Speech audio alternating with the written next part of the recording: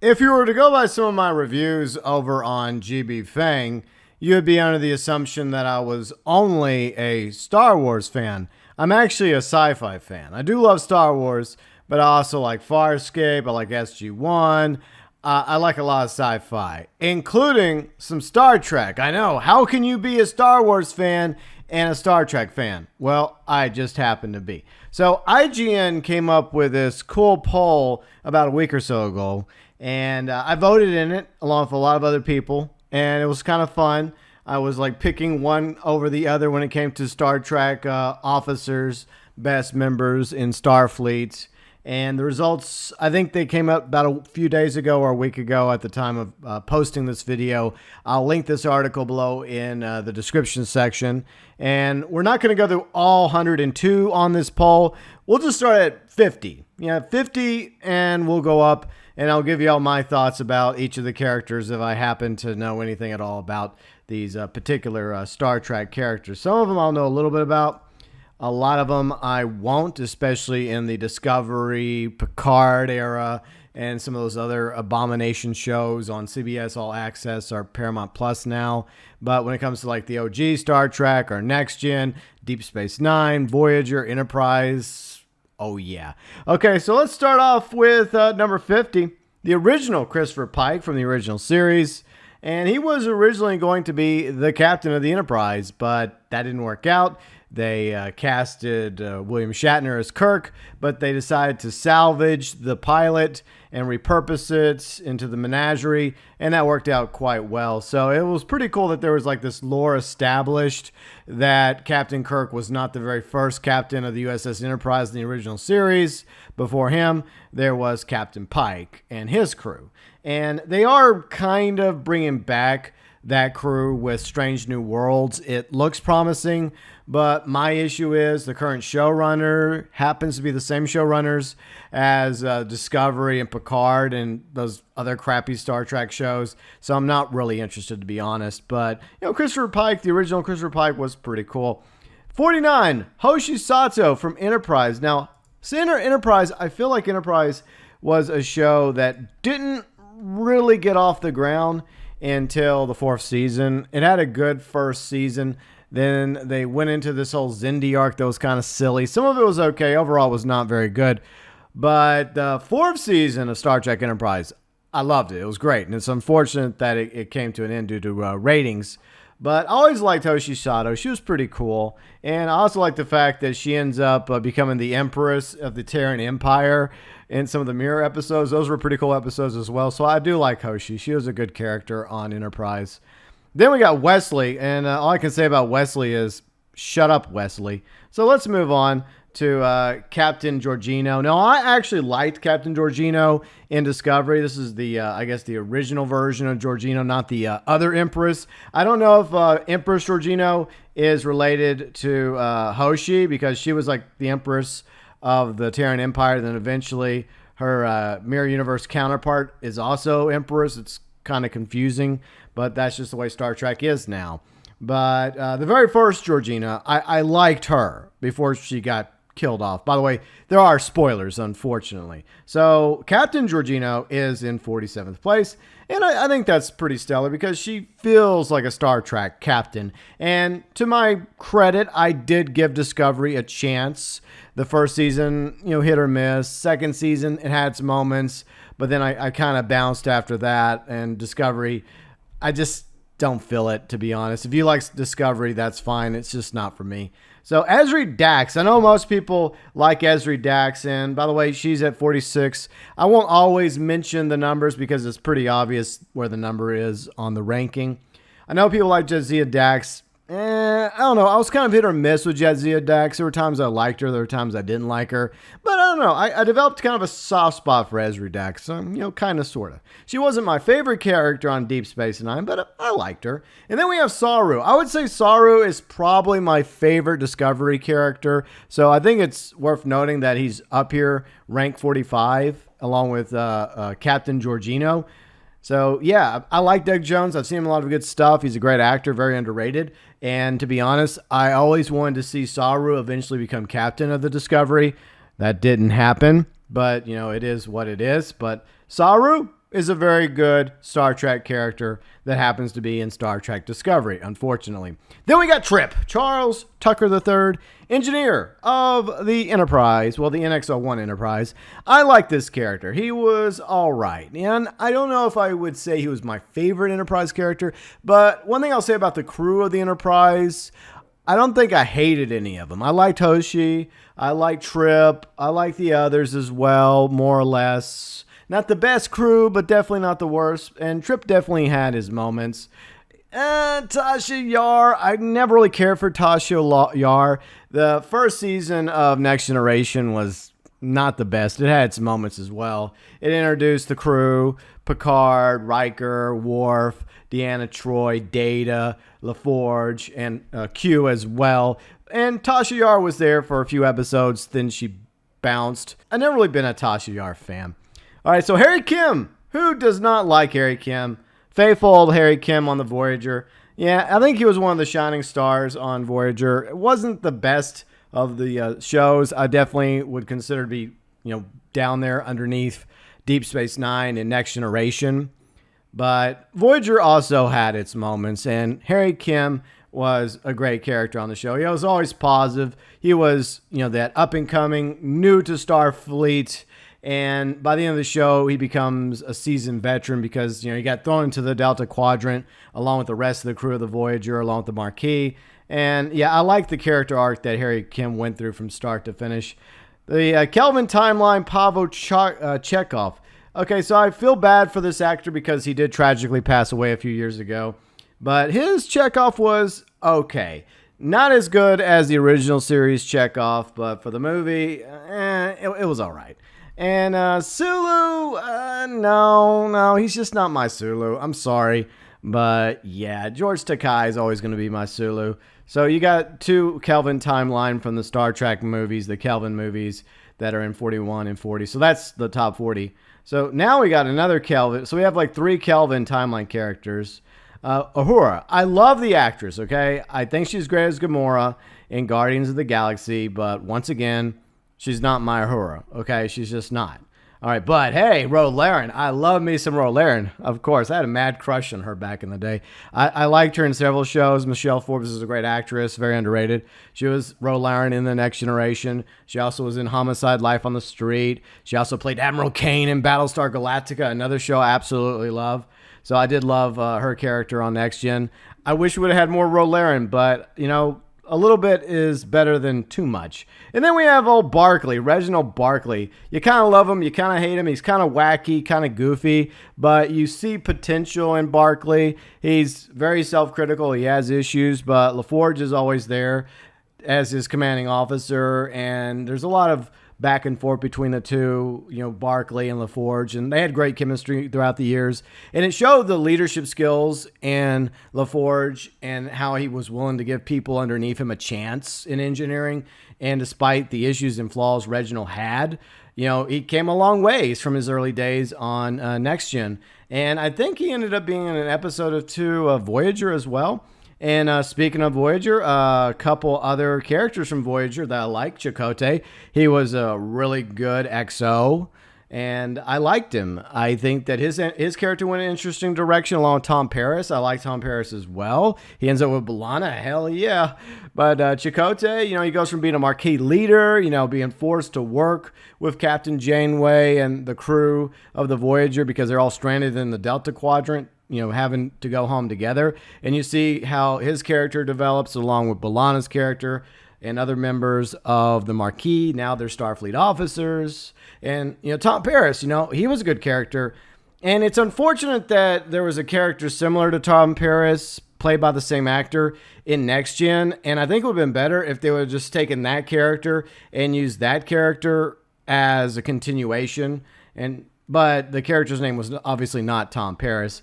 And he ended up causing an accident that got Wesley Crusher in trouble. Look, Wesley Crusher, I could take him or leave him. But, yeah, I like Tom Paris. He also had a very good character arc. I know, isn't that amazing? These characters going from where they were at the beginning of the show to the end of the show. You see all this development. So, yeah, Tom Paris, Chakotay, two really good Voyager characters. And then you have the Star Trek Discovery, Strange New Worlds Christopher Pike. Now, this actor is really good. I'm actually impressed with how good of a job he has done as Christopher Pike. Of course, the original actor has long since passed away. And, that Christopher Pike wasn't really in that many original Star Trek episodes. Like we mentioned, he was just in the pilot. And then they came back and they added him back sometime later about spoiling the original series. I know I'm spoiling some things and not spoiling other things. And then you had Bruce Greenwood also play Captain Pike in the Kelvin timeline movie. So it's a bit confusing. But I feel like in season 2 of Discovery, I really liked Christopher Pike. I hope that Strange New Worlds is good, but it's under the same showrunners as Discovery, as Picard. So I just don't really have that much faith in Strange New Worlds. Not enough to throw out some shekels towards Paramount Plus. I can't do it. But I hope the show turns out to be better than what I'm concerned it might be. T'Pol, who does not like T'Pol? Our favorite little Vulcan, XO for Captain Archer. And, she came a long ways as well as a character, trying to stay true to her beliefs as a Vulcan. And at first, she kind of looks down on humans, because this is in the very early days of human exploration, a century after First Contact. And so the Vulcans are still kind of like parents, over their kids. And they're not really feeling too optimistic about humans going out there into space. So T'Pol was kind of forced on board the Enterprise. And at first, there's obviously some tension between her and Archer and some of the rest of the crew. But, within an amount of time, her character develops. And then the fellow crewmates of the Enterprise begin to trust her and respect her and see her as a member of their crew. So her development was pretty awesome, as well as the rest of the Enterprise crew. Like I mentioned, it's unfortunate it only got 4 seasons. The Xindi arc really didn't help anything. The Xindi arc did have some moments. So we got the original Pavel Chekhov. Now, yes, this Chekhov is always going to be the better Chekhov, even though the previous Chekhov passed away, sadly, from the Kelvin movies. He did an okay job. Now, look, I personally like Simon Pegg, okay? I love me some Shaun of the Dead, some Hot Fuzz. I think he's a great actor. His Scotty, he did okay as Scotty. Not the original Scotty, though. That's the problem here, is that, you have Simon Pegg, putting on them big boots of Montgomery Scott. I know that was a terrible fake accent, but I guess he did a better fake accent than I did. But, he was okay as Scotty in the Kelvin timeline. But the original Scotty is he's the true Scotty. Okay, here we are, B'Elanna. Now, here's a fun fact. A lot of Voyager fans are all about 7 and 9, right? You're simping over 7 and 9. I know you are. Or you're I don't know, you're simping over Captain Janeway, or what, the other chick that was in a season or 2 that vanished. No, I was all about B'Elanna Torres, okay? I'm sorry, not sorry.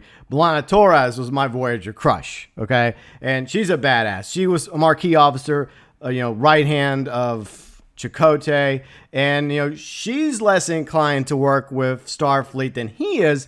But you see her character develop amazingly throughout the show. Half human, half Klingon. She's having to battle those two sides of her. But she becomes so much more than what she starts out as. Plus, she falls in love with Tom Paris.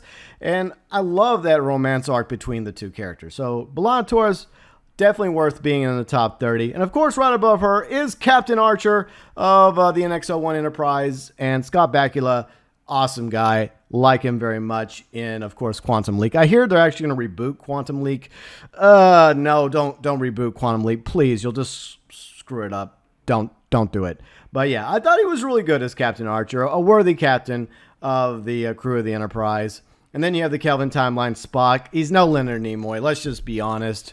He was okay as Spock, like most of the other characters in the Kelvin timeline Star Trek movies. They were okay carbon copies of the original series. But yeah, he's no Leonard Nimoy. Tuvok, I liked Tuvok. Tuvok was very interesting. He was a spy for Starfleet in the Marquis while serving, loyal to Captain Janeway. But he was also the security guard of Voyager. You have a Vulcan, which you would think would be a science officer, right? So this kind of breaks the norm. Because when you think of Vulcans, you think of really smart and intellect geniuses, and you think that where Tuvok would go would be the same place as Spock, as T'Pol, but no, he's the strategic guy. He's the guy who's in charge of security, because Vulcans are also badasses. You don't want to get in a fight with a Vulcan, okay? They're all about logic and reason, but you get in a fight with them, you're going to have a bad time. And I enjoyed his arc from start to finish as well. So Tuvok was another great character on the show. So let's move up to Julian Bashir. I, at first, did not like Julian. Because, like, him and O'Brien, I felt like there was going to be, like, some animosity between the two. Because, you know, one's this English guy and this Irish guy. What could possibly go wrong? But I grew to absolutely adore Bashir. He was a great guy. He came across as very optimistic. He seemed like he was smarter than everybody else, but he had all these awesome flaws too that made him human, even though it became, you know, revealed later on throughout the arc that he was kind of altered by his parents to make him way more smarter than he should have been. But he was such a great character, and the chemistry he developed over the years with O'Brien was amazing. And yeah, Bashir was great, and I love the back and forth he has with Garrick. The very first time I see him and Garrick team up in the first season of Deep Space Nine, I'm like, yes, I want to see more of that. I want to see more of Garrick. I want to see more of Bashir. And credit to the writers of Deep Space Nine. When they saw Garrick, they knew they had a Cardassian worth keeping around. And they just had a great back and forth, Julian Bashir and Garrick, as well as Bashir and O'Brien. You know, such a good character. And then you have Quark, you know, the Ferengi that people grow to love, you know. He is the ultimate Ferengi. You know, he believes in the rules of acquisition. You know, he's all about his bar. He's all about treating his brother and his nephew like crap. But over time, you know, he develops as well as a character. He grows to show that he actually gives a damn about his brother Rom. And, you know, he actually, you know, goes from, you know, trying to stop Nog from going into Starfleet to supporting him, to being like, no, okay, you know, at first, you know, he didn't want him to, but then he saw how determined Nog was to become more than just a Ferengi. How in his heart, he wanted to be in Starfleet. He didn't want the rest of the Federation to see the Ferengi the way that they've been depicted for a long time. And Nog, you know, surprised everybody. You know, that was a great, you know, arc too for Nog. And in the end, Quark, even though he was probably the most Ferengi on the show, you saw many different sides to Quark. And, you know, there were certain charms about him as well that, you know, were good and bad, but they worked very well for Quark. So I think Quark was a fantastic character. So let's move up to, Kelvin Timeline Kirk. Sorry, look, you're an okay actor, Chris Pine. Okay, I'm giving you too much credit. But William Shatner is Kirk. I'm sorry. William Shatner is Kirk. It's just another issue that I have. It's like these actors, for the most part, in the Kelvin Timeline Star Trek, they try their best to emulate the original series versions of their characters, and they do an okay job at best, but it's just not the same as the original characters. Just like, you know, with Nichelle Nichols here. She is Uhura. You know, that showed how far ahead of the curve Star Trek was, having a main character on a show that was African American, and you had the first interracial kiss between Kirk and Uhura, and that was quite revolutionary in the time of the 60s, and that's one of the main things I loved about Gene Roddenberry's vision of Star Trek. It showed humanity getting past all these issues, all these problems, all these issues and flaws and disgusting nature that we have, and become more than what we are now. That's what I loved about the optimistic point of view of Star Trek. Yes, there's still problems out there in the galaxy, and humanity's still far from perfect, but I love the vision in Star Trek of how far humanity might go if we get past these petty differences. And that's what I absolutely hope that ends up happening with our species, that we don't end up wiping each other out and ending up like, what, Mad Max. I prefer a Star Trek type future, like original series and Next Gen. But yeah, Uhura was freaking awesome. I always liked Uhura. But she's just one of many great characters that was on the original series. So let's move up to Guinan. Okay, so look, I know Whoopi Goldberg's had some controversy, and she has some hot takes that I don't necessarily agree with. But I did like Guinan on The Next Generation, because she was an Elorian, she was from an ancient species, she had been around for a while, she knew a few things, she was a great listener, that's what her species was really good at, and she had this bond with Picard. And anytime Picard needed somebody to talk to, he knew where to go to. He knew to go down to Tim Ford, and he could sit down with Guinan, and they could have a good chat about things, and she would help him out. Because Picard's a smart guy as well. I mean, he's the captain of the Enterprise, well, the 1701D, the Galaxy class. But it's lonely at the top. And, he can't always go to Riker or Crusher. Sometimes Picard needs to go to somebody that doesn't wear the uniform. Somebody that has wisdom and knowledge, and that was Guinan. And that's one of the things that ticks me off about Picard is, yes, they brought back Whoopi Goldberg at the beginning, and they tried to explain why she looks older and she's obviously overweight now. I really don't think they should have done that. I mean, yes, I have watched some clips on YouTube of Picard Season 2. It started off strong with the introduction of Q, bringing back Q. That was great. But I feel like it's already gone downhill. And then they go back in time, right? Violating the Temporal Prime Directive. And you find a Guinan in, 2024, I believe, that looks nothing like Whoopi Goldberg. I mean, Whoopi Goldberg is an Elorian. That's what Guinan is, an Elorian.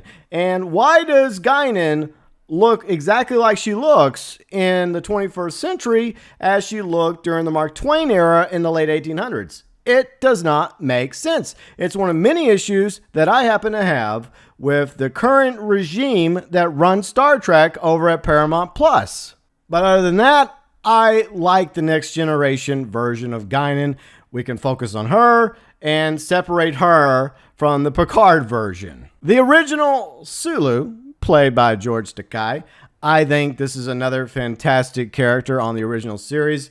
It wasn't just Kirk, it wasn't just Spock or Bones. It was the entire crew that made the Enterprise what it was in the original series. Plus the great stories, the characters, the different species they interacted with, and of course the topics that were tackled in those episodes of Star Trek. All that combined together to make a sci-fi show that's timeless and is going to last through the ages, and spawned the entire Star Trek franchise, from the animated series in the 70s to the movies, as well as Next Generation, Deep Space Nine, Voyager, Enterprise, and whatever else has come as of late that I wish not to mention any further, with an exception. Leonard McCoy, Bones, the Kelvin Timeline version. Okay, Karl Urban did a phenomenal job as Bones. Okay, he's not the original Bones. That actor, sadly, is also long since passed. But of all the actors that were involved with playing the Kelvin Timeline versions of the original characters, I feel like Karl Urban, to his credit, did the best job with his character. He felt more like Bones than all the other characters felt like their character counterparts, if that makes sense. So I'm not surprised that he's up here so high on the list. In fact, I haven't seen the rest of the list yet. I know he's number one, by the way, but I think he may be the highest on the Kelvin Timeline. I could be wrong, but I think that's for a good reason. Karl Urban's a very good actor, and I always thought he did a great job as Bones, Dr. McCoy, in the 3 Star Trek Kelvin Timeline movies. Plus, he's a badass as Butcher in The Boys. Hopefully season 3 will be good. Okay, so some people are all about Jadzia, okay, or, Ezri Dax, or some other random characters that you happen to encounter on Deep Space Nine. Kira's my girl, okay? I mean, she's a badass. She's flirty. She's smart. She's got the whole package. She was part of the Bajoran resistance when the Kardashians occupied Bajor. I mean, she is a fighter. She obviously hates the Kardashians. Well, the Kardashians, same thing, okay?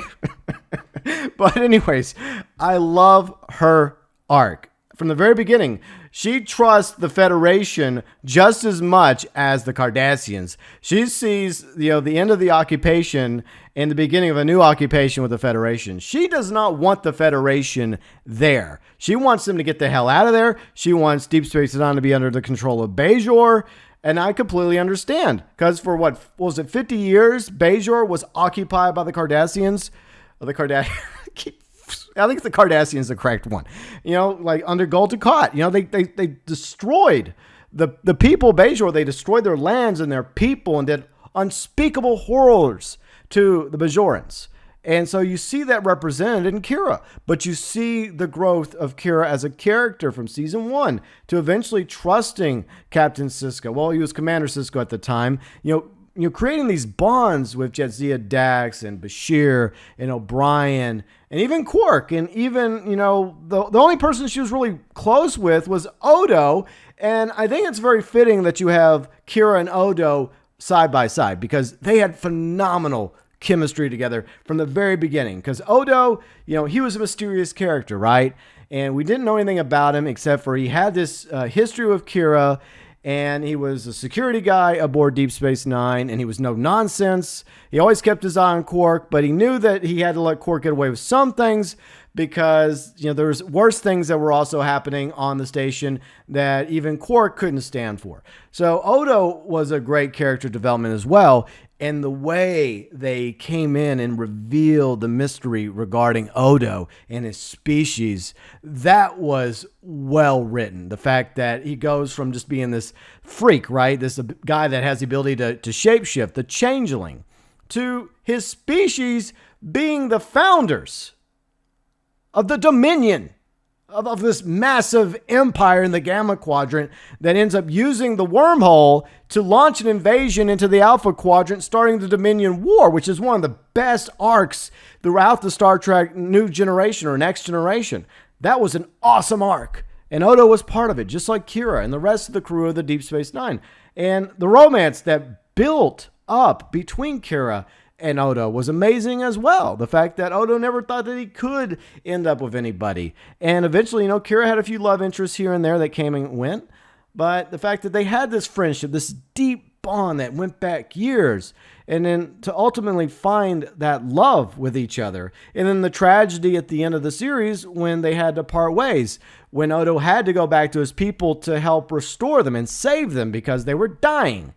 And it was just a great arc for both Odo and Kira. So I think it's awesome that they're side by side because I think their characters are very well intertwined from start to finish in Deep Space Nine. All right, so now we are approaching some next-gen characters, and I feel like you're going to see a lot more next-gen characters in the top 17, including Dr. Beverly Crusher. She's probably one of the least favorite characters on Next Generation. She even left for a season, and she was replaced by a doctor that was even less liked by the audience, so they brought back Beverly. She had her moments. She had this, previous romantic back and forth between Picard. Will they, won't they? She was also had Wesley as a son, and I believe that Beverly Crusher's husband, or late husband, was really good friends with Picard. So there was that romance that would happen. Will Picard and Beverly get together? And I think in the series finale, it was implied that they did get married, but then they got divorced. So maybe it's for the best that Picard didn't end up with Beverly Crusher. She was an okay doctor, probably not my favorite Star Trek doctor. I would say that Bashir's probably a better doctor than her. Well, I mean, he is a genius after all, but I also would think I would prefer Dr. McCoy or the Doctor. No, not the Doctor from Doctor Who, the Doctor from Voyager. I'm sure he's on the list. Deanna Troi. Yeah, this was an interesting addition because, I don't think we had a counselor on the original Star Trek. So one of the characters that they introduced in Next Gen was a ship's counselor. I mean, it's a big giant ship, the Galaxy class, way bigger than the Constitution class, and it has thousands of people on board, not just officers and crewmates, but also whole families. And so I guess the ship's big enough to where Starfleet felt like it needed a counselor. Maybe in the 24th century, counselors are now on almost every ship. And so she was often there giving Picard advice, the best of her abilities. And, another power she had was the luxury of being a Beta Z. Well, she was half Beta Z. Her mom was full Beta Z. She was human. Her father was human, so that made her half Beta Z, half human. She wasn't full telepathic like her mom, even though her mom and her could they had a telepathic link. But Deanna was an empath, which served Picard and the crew of the Enterprise quite well when they were dealing with other species. Most of the time, not always, but most of the time, Deanna could sense how they were feeling, whether they were happy or whether they were sad or whether they were up to no good. And there was some pretty decent chemistry, a friendship between Deanna and Beverly. It got explored a little bit throughout the series, but I mean, they were okay characters. I would say I probably like Deanna a little bit more than Beverly. And I also have to talk about the on again, off again between her and Riker, and the fact that they had previously been involved together before the events of Star Trek The Next Generation. And it does pay off in the movies where they end up getting together. I think in Insurrection, even though that movie wasn't very good, I guess one of the positives of Insurrection is Riker and Deanna finally decide to fall in love again and end up in a relationship. And then they get married. And then in Nemesis, I guess after Nemesis, they get married. And one thing I'll say about Picard, I did do a season 1 review of Picard a while back. I do like the chemistry between Deanna and Riker in Picard. I like the fact that they continued that storyline for those two characters. So, I mean, that's pretty much all I got to say about Deanna and Beverly. Oh, yeah, Beverly's the mom of Wesley. Yay. Okay, so let's move up to Jadzia Dax. I thought Jadzia was okay. I know she was probably a fan favorite on the show. Like I said, I was more about Nerys than Jadzia. And, there's also this, will they, won't they between her and Bashir.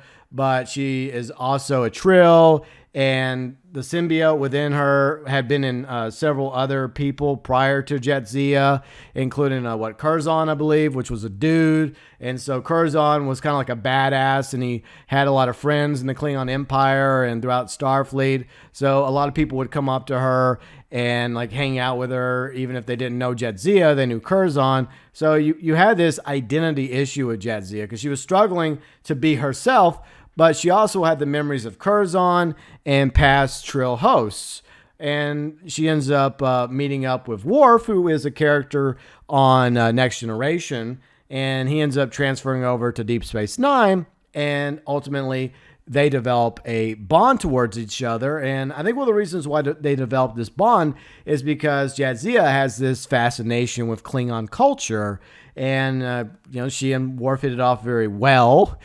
Well, eventually they do, and they get married, but sadly she does get killed by Dukat, who's been possessed by the Pa Wraiths, and that's a tragedy for Worf. And I think the main reason why they killed off Jadzia is because the actress was wanting to leave the show, so they killed off Jadzia, and then they brought in a new host, a new Trill host, which was Ezri. So Ezri takes over the Trill host, and that's why you have Ezri Dax for season 7, and then before that, Jadzia Dax for seasons 1 through 6. So, I mean, in case anyone was wondering. And yeah, here's the Doctor. People love the Doctor. Side by side with Captain Janeway, both Voyager characters. Ranked 13 and 14, not too shabby. At first, the Doctor is just this emergency hologram. And the reason why he's activated by Captain Janeway is because they're thrown into the Delta Quadrant. And I think a lot of members of the crew are killed, including her original XO. And the Doctor's also killed. The human Doctor. I think it was human. I could be wrong, but Doctor is activated, the MH, and he has to serve as the ship's medical officer because the previous medical officer dead. At first, he's limited to the medical bay, sick bay, and he's very one-dimensional. But the crew of the Voyager, realizing that they're going to be on this long journey from the Delta Quadrant all the way back to the Alpha Quadrant, they may never make it, they need to continue upgrading the Doctor, allowing him to become more than just an emergency medical hologram. And so you see an awesome character arc for the Doctor as well. In fact, they even create, or else they acquire the technology for the Doctor actually go outside of sickbay and venture throughout the rest of Voyager. And I think that they eventually are able to have him beam down to planets as long as he has this armband on. I know it's a technical babble, convenient plot point so that you could get the Doctor into more scenes. But Robert Picardo was really good as the Doctor, and he's definitely probably one of my favorite characters on the show. And Catherine Janeway was a very good captain as well. She's not my favorite captain. I mean, how can you compete with Kirk or Picard or Captain Sisko? But she's definitely up there in the top 5 of Starfleet captains throughout the Star Trek franchise. And she definitely proves from day one to be a no-nonsense captain. who is not afraid to do what needs to be done for her people, while at the same time trying her best to follow Starfleet, to be that captain in and out and honor the uniform that she wears. And I think she's a pretty solid captain. Of course, there's some things that happen in the Delta Quadrant that, affect her, just like the rest of the crew of the Voyager, and that's understandable. I mean, they're a long ways away from the Federation, so they have to, make some adjustments, some tweaks here and there. But overall, pretty solid captain. I think that she was a good captain. So, yeah, Captain Janeway definitely deserves to be up on this list. Now we got some representation from Scotland. Well, kind of, sort of, because the actor was actually from Canada. But he put on a hell of a Scottish accent. The original Montgomery Scott, Scotty. Of course, you gotta love Scotty. He was the original engineer. And I don't know, was he the original engineer? No, I don't think it was Pike's engineer. But anyways, side point. Scotty was a really good engineer, and he was able to get things done because he would always give the captain like a number that was much higher. Like if he needed 5 hours to get something done, he would just tell the captain, "Oh, I could get it done in 10 hours." And then Kirk would be like, "You have 5 hours." And so usually, like, Scotty became smart enough to be aware of the fact that he had to throw out this ridiculous number in order to get enough time to get done when he needed to get done. But I did like Montgomery Scott. He was he had his moments of humor. But if you watch the original series, Montgomery Scott was like in really good shape. He was a freaking badass at times. Like, he was funny, but you did not want to get on Scotty's bad side. Unfortunately, the actor that played him did get a little bit older and gain some weight in the original movie and the rest of the movies, but I still loved him as an actor and portraying Scotty. So I'm glad they didn't replace anybody from the original series to the motion picture and Star Trek II Wrath of Khan onward.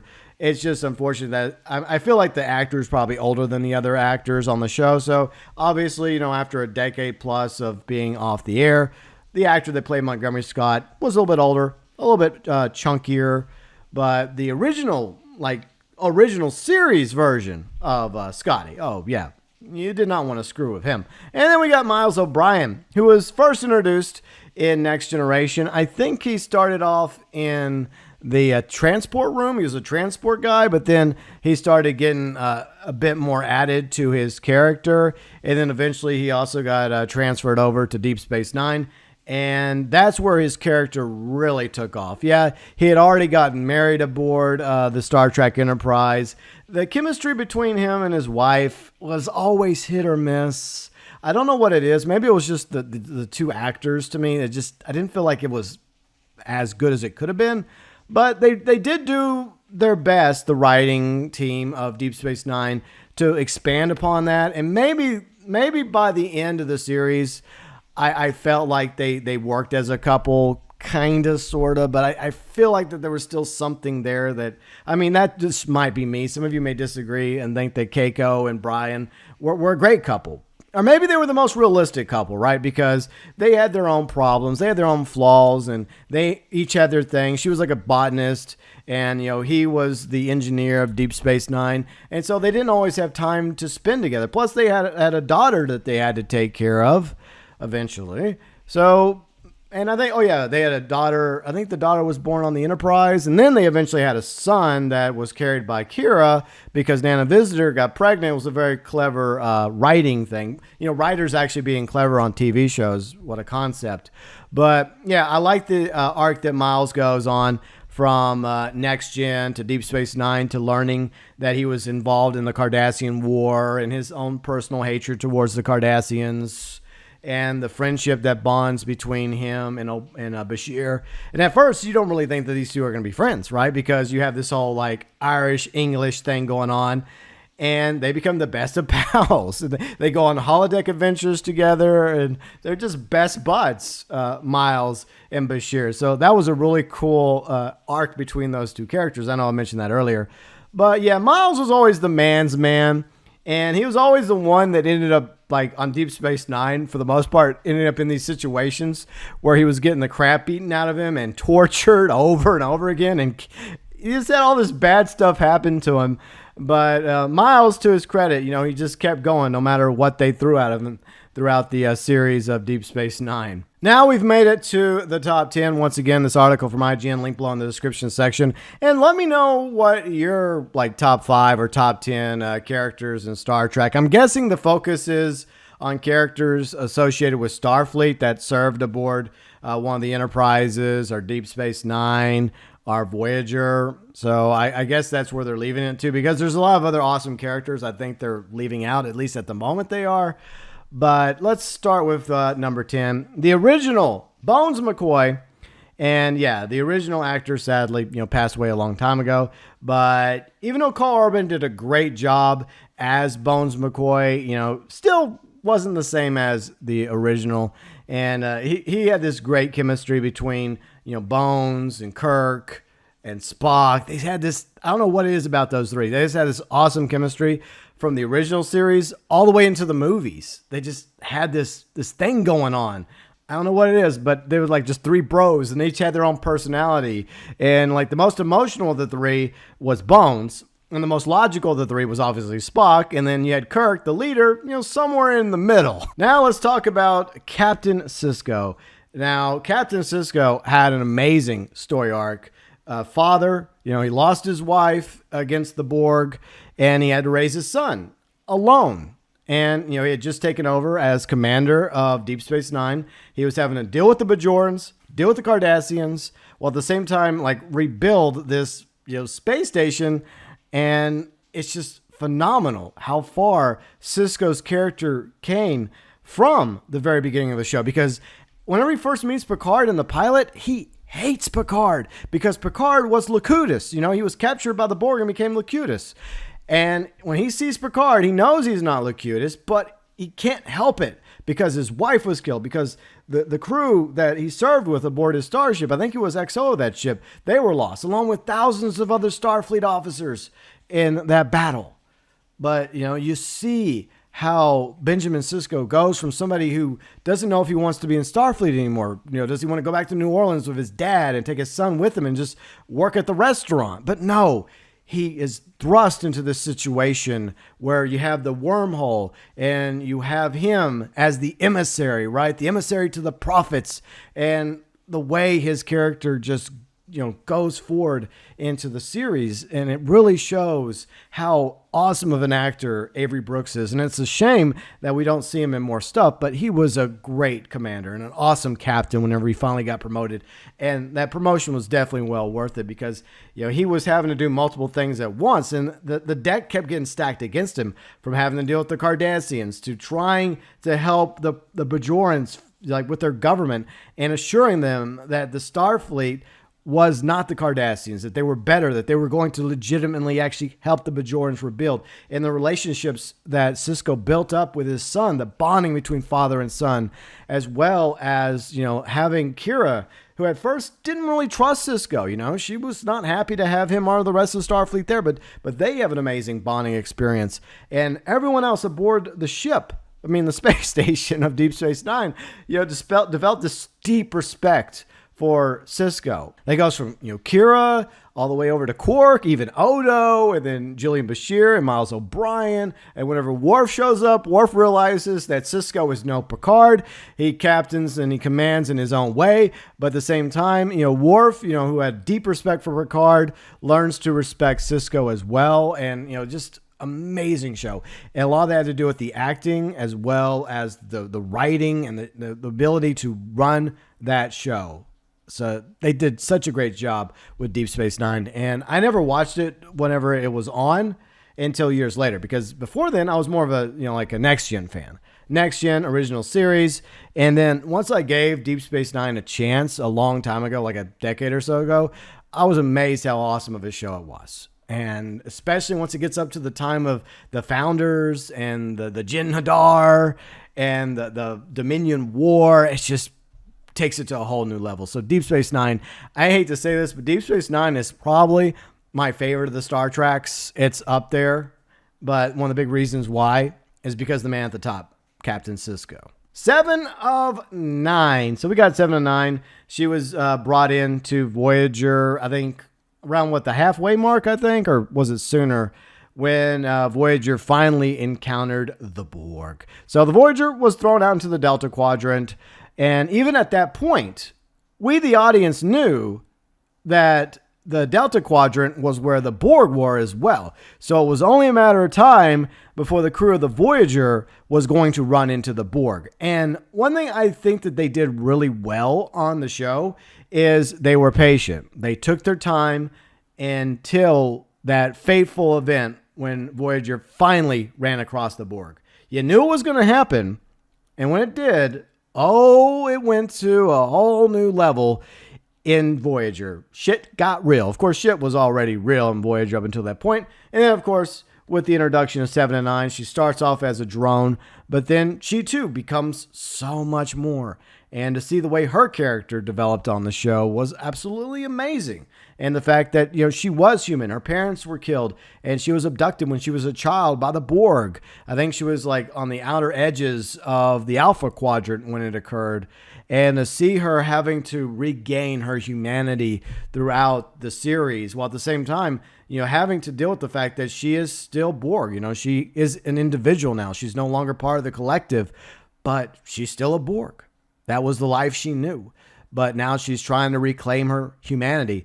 And the friendships that are formed between her and Felix and the rest of the crew of Voyager, and the mother-daughter rapport between her and Captain Janeway was amazing, because you do have this mother-daughter thing going on between 7 and 9 and Janeway. And by the end of the show, you see how important of a character 7 and 9 becomes on Voyager. And of course, she is obviously probably considered by many to be a fan favorite, along with the Doctor. At number 7, we have Commander Geordi LaForge. He starts off as a lieutenant on the bridge. I think this was like during the early days of Star Trek Next Generation, because he's still wearing his red uniform.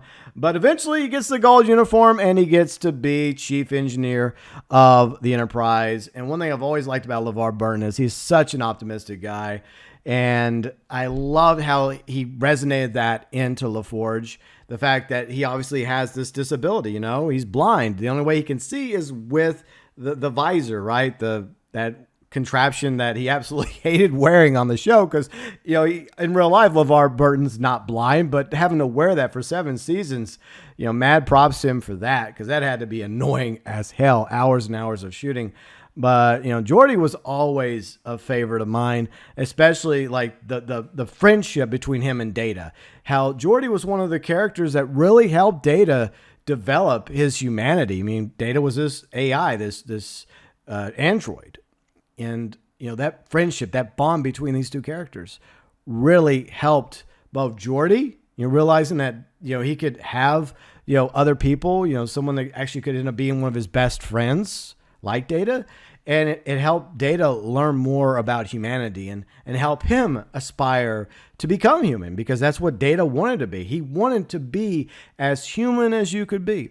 And without Data, you have no Geordi. And without Geordi, you have no Data. I think that those two characters are vital to not only their friendship, but also to the positions that they took aboard the Enterprise. You have Geordi, he's head of engineering.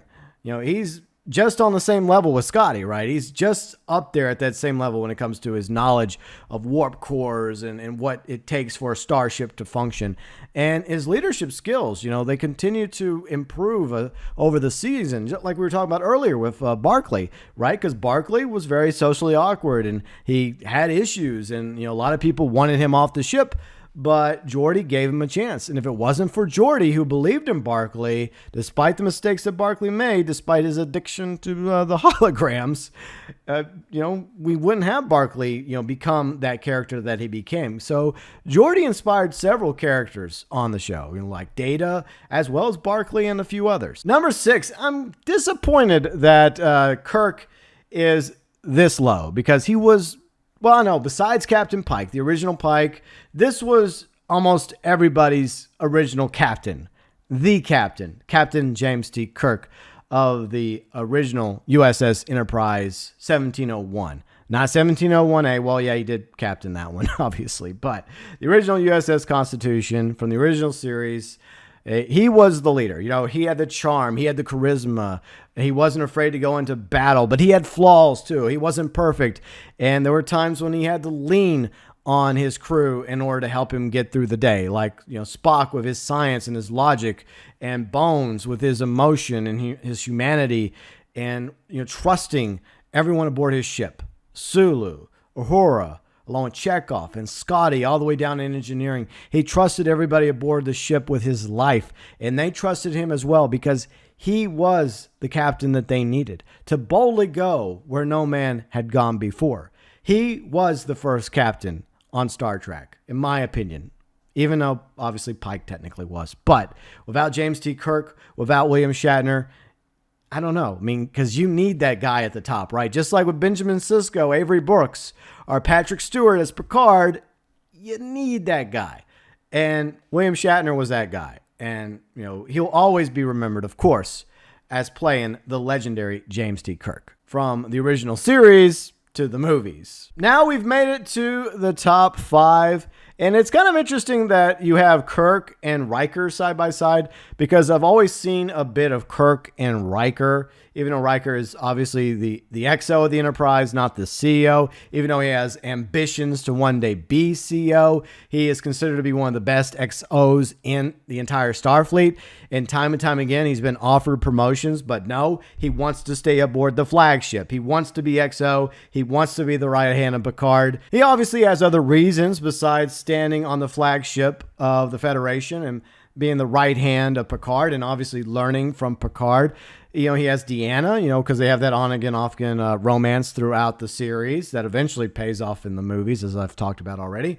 But you see how far Riker grows as a character from the very beginning of the show. In fact, when he first starts, he doesn't even have a beard. And then he gets his nice beard, okay? And he has that swagger and that charm very similar to Kirk, but he feels like a younger Kirk, with a bit more rough edges that has yet to be, chiseled away.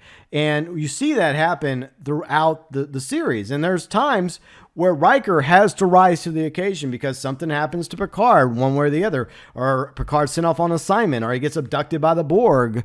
And Riker has to stand in that spot. He has to rise up and be the CEO because there's no one else. Picard's gone. It's up to Riker for better or worse. And time again, despite his flaws, Riker often proved his loyalty to Picard and the crew of the Enterprise and was a very worthy XO and definitely worthy of one day being a CEO in his own right. My regret is that we never got a Star Trek Titan, which would follow Captain Riker and Deanna aboard the USS Titan. I think they wrote a book about it, but it was alluded to in Star Trek Nemesis that that's where Riker was going, to finally command his own starship. But we never got that series. And that's what I wanted after Nemesis. That's what I wanted after Star Trek Enterprise, to see Captain Riker finally get his due with Deanna at his side and their relationship, and maybe have a kid or two aboard the Titan, and hell, even bring Worf on board as his XO. That would have been a cool chemistry. That would have been a cool dynamic between those characters, and introduce new characters to Titan as well. I always had the idea of them having an Andorian character, and what's fascinating is I think Star Trek New Worlds is going to actually have a Andorian main character, because the Andorians are one of the main species, one of the main founders of the Federation, even though in the Enterprise era, there was obviously this rivalry, this beef between the Vulcans and the Andorians. I always felt like the Andorians were underused in the original series in Next Gen and Deep Space Nine. And I always thought that it would have been cool to have had a main character that happened to be Andorian, and I would have liked to have seen that in Titan. It's just my own little fanfic in my head, but alas, we will never get a Star Trek Titan. But yeah, William Riker was definitely an XO I'd want to have at my side if I was CEO of a starship, especially the flagship of the Federation. Now we move up to Worf. Now this character has definitely come a long ways since he was first introduced in The Next Generation. Because once you saw a Klingon aboard the bridge of the flagship of the Federation, you knew that this was going to be a different era than the original series, because the main enemy of the Federation in the original series was the Klingon Empire. And they were always beefing between the Federation and the Klingons and the Romulans. But the fact that you now had in a future, 70-something years later, an officer aboard a Federation starship, not just any Federation starship, the flagship, the brand new Galaxy class USS Enterprise 1701D, an officer that happened to be born Klingon, whose parents were killed, raised by Russians, and has this struggle, right? He was raised by humans, but he's Klingon. And Worf desires to learn more, embrace more, and be more Klingon than he is. It's a struggle for him because he knows how strong he is. He knows how powerful he is. And, he tells a story, I think in Deep Space Nine, how he seriously injured a kid playing soccer. I don't know if he killed the kid, but he seriously injured a kid because he was obviously, even as a kid, way stronger than, the humans that surrounded him. So he always had this struggle, with fitting in with humanity and Starfleet, but also this Klingon heritage. So he was having to balance it out. And he goes from being basically an outcast to being somebody that's important, not only in the Federation, but also eventually in the Klingon Empire itself. He ends up aiding Chancellor Gowron rise to power in the Klingon Empire and stops this Klingon Civil War and takeover by the House of Duras. I had to look that up because I wanted to make sure I said it correctly. So yeah, it was the House of Duras, the Duras sisters that Gowron was, having struggle against, and, Worf had Gowron's back. Years later, there was a little bit of issues between Gowron and Worf over the Dominion War, or events leading up to the Dominion War, and it ended up leading to Worf developing a friendship and a bond with Martok. And eventually Martok becomes Chancellor of the Klingon Empire and basically adopts Worf as an adopted son. So you see Worf become this bridge between these two empires, right? This symbol of the Klingons and the Federation, who were once at war with each other, working together, putting aside their differences. But from Next Generation all the way to Deep Space Nine and the Next Gen movies, I always enjoyed seeing Worf on the scene. And some of his flat, dry humor. From the very beginning, he was really a hardcore Klingon. He always wanted to attack. But you saw through the mentorship of Picard, and from Picard to Sisko, how far Worf had grown as a character. And yeah, he's still a warrior, but at the same time, he honors what Starfleet stands for. He sees the virtues of Starfleet. And at the same time, he is the quintessential honorable Klingon. He believes in honor and duty, and if necessary, a warrior's death. And number 3, we have Spock. A lot of people would make the argument that the original Spock by Leonard Nimoy should be up there fighting for number 1 with Kirk. It should be Kirk. It should be Spock at 1 and 2. But, this is from Star Trek fans from multiple generations, original series, Next Gen, Deep Space Nine, as well as Voyager, Enterprise, even Discovery.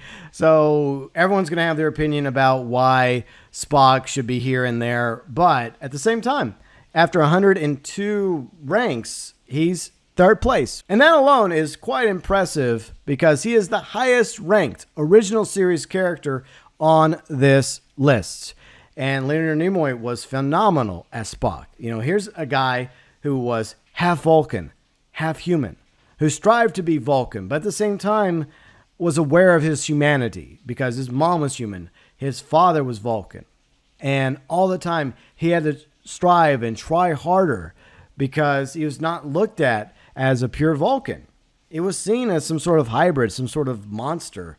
But he ended up earning the respect of the people of Vulcan, of his father, and the love of his mother, as well as the friendships that Spock ended up gaining throughout his tenure aboard the USS Enterprise with Kirk and Bones and everyone else that he served with. And time again, when Kirk was incapacitated or unavailable to be captain, when something went wrong, Spock was there, taking charge of the USS Enterprise when someone had to do it. And he was always by Kirk's side, even though they had some issues here and there every now and then. But the friendship between Spock and Kirk was always one of the things I loved about this original series. The fact you had these two completely different people. You know, Spock, who was about logic and reason and science and sometimes a joke or two. And then you had, Kirk with the passion and the charm and the chemistry and the leadership and how well these two work together as not only an XO and a CO, but also friends, along with all the other characters that made up the original series. Number 2, Data. So there are similarities between Data and Spock. In fact, they actually meet in Next Generation. So that was kind of cool to see the meetings between Spock and Data. That was an awesome arc, by the way, even though they did bring back the actress that played Tasha Yar. It was interesting in that regard. But the fact that they brought back Spock was really, really cool. But Data, yeah, he's smart. He's logical. He's about science, too. Very similar to Spock. But the difference between Spock and Data is whereas Spock embraces being a Vulcan. That's what he is. He does have his humanity. But at the same time, he is a Vulcan. He's also a Starfleet officer. And he's all about trying to bring about peace for the Federation and between the Federation and the Klingons and then eventually the Romulans as well. With Data, he seeks humanity. He seeks to become more human. He wants to be more than what he was programmed to be. And it's amazing to see the arc that Data goes on. He has issues here and there and shortcomings and obviously funny moments. But the bond he has with the fellow crewmates of the Enterprise, especially between him and Geordi, was amazing from start to finish, all the way up to the very end of Nemesis. And I know that people don't like Nemesis. There were some good moments too. It could have ended better for the Next Generation crew. But I did like the bond that Data had with so many of the other characters, especially Picard. Like, you had Geordi there as his best friend and his brother, but you had Picard once again as the captain, as the father figure of Data, and so many other members of the USS 1701D Galaxy-class Enterprise. And it's no surprise to me who number 1 is. It is Captain Jean-Luc Picard. Of course, some of you would probably think, oh, number 1 is Riker, though. I know that. Or his dog, right? His dog in Picard is number 1. But, Riker will always be number 1 in my opinion. So you have the legendary Patrick Stewart playing Jean-Luc Picard.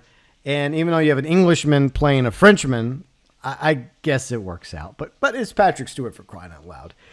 And the problem I have here is, yes, he's one of my favorite captains too, okay? He is. It's hard to pick between these guys because there's things I like about Picard and Kirk and Sisko.